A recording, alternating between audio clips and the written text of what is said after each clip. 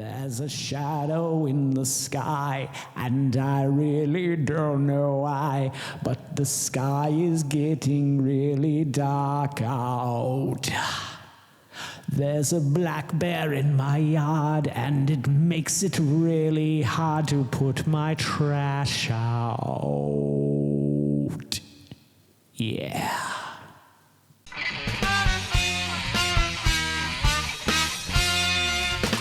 Greetings and welcome back to another bear-tastic episode of the Vodkast. I'm your host as always, Mr. Berenstain, whatever.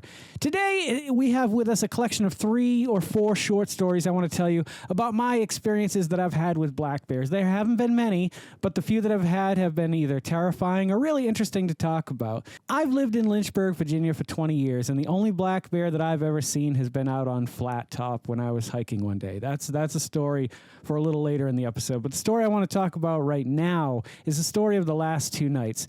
You see, the last 2 nights, we heard something on our porch, and when I looked out the window, I realized something was messing with our trash. It had knocked our trash over. I expected maybe a raccoon, but lo and behold, there it was. Probably the biggest black bear I've ever seen up close and personal in my life. Sure, maybe at a circus or some sideshow attraction or something like that, I've seen a bigger black bear, but this thing is pretty big. It's really mangy. I'll share these pictures with you while I'm talking about this too, so you can get a look at him.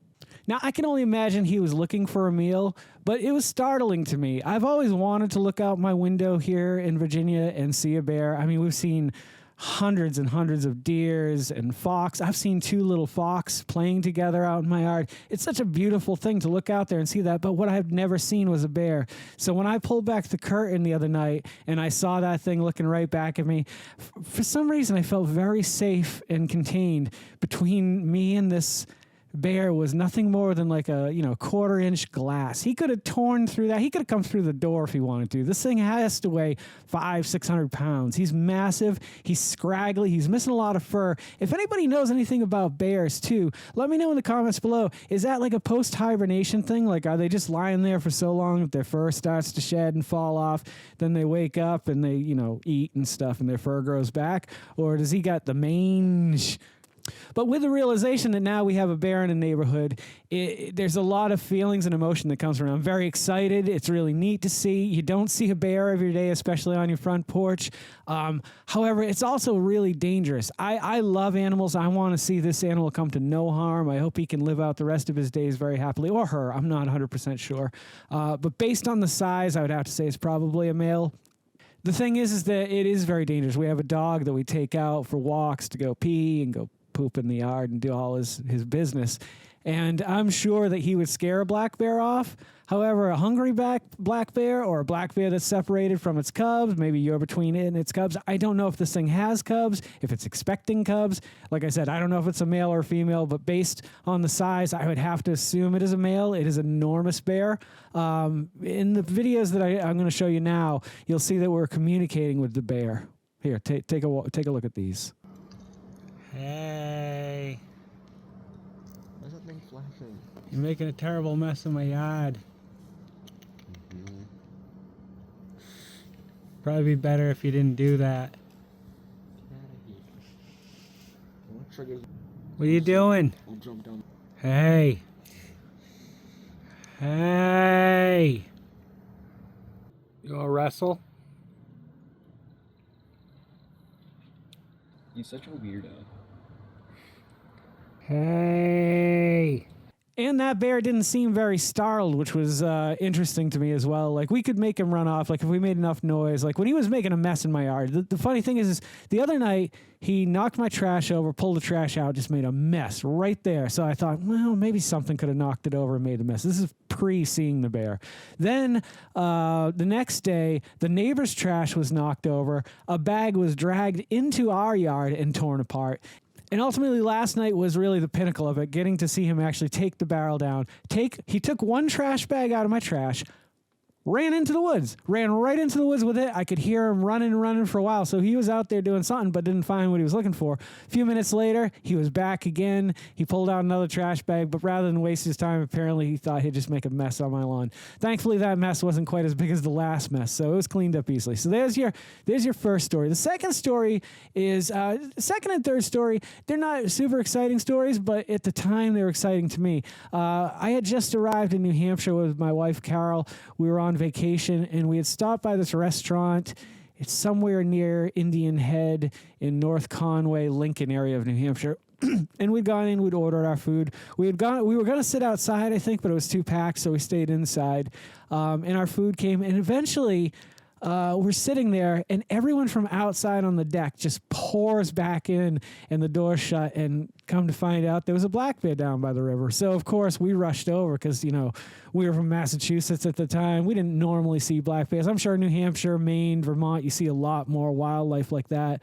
But I just didn't. So we went over, and there it was, just running around in the river, coming up to the trash. Apparently, that's where most of the bears are getting their food these days. It's really sad because as we take more and more, in Lynchburg, Virginia alone, I've seen more develop in the last 20 years than I ever saw in Taunton. And I saw a lot in Taunton. Taunton has grown a lot, but Lynchburg in 20 years has grown more than I've seen any city that I've lived in grow. And there are less and less places where there were many, many places for wildlife, deer, bear, fox, whatever, coyote to live. And it's just being taken away. Right across the street from, I live on a dead end. At the end of our road, right across the street, used to be completely forest. There was a school there, but all around the school was forest and hills. It's all gone now, completely dynamited, blown away, and flat. So you can't tell me that bear probably didn't live over in that area before he moved into our neighborhood. The third story is a trip I took with my friends, the Melansons.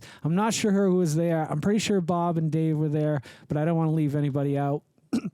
We had gone with their mom and taken her van and her husband at the time, and we drove up to Bangor, Maine, where the Melansons, the children own part of the land up there. Their dad had bought, Bob had bought, I can't remember, it was like 150 acres or something like that, and they each had parceled it off and each had a part of it. So we were going to go up there and camp.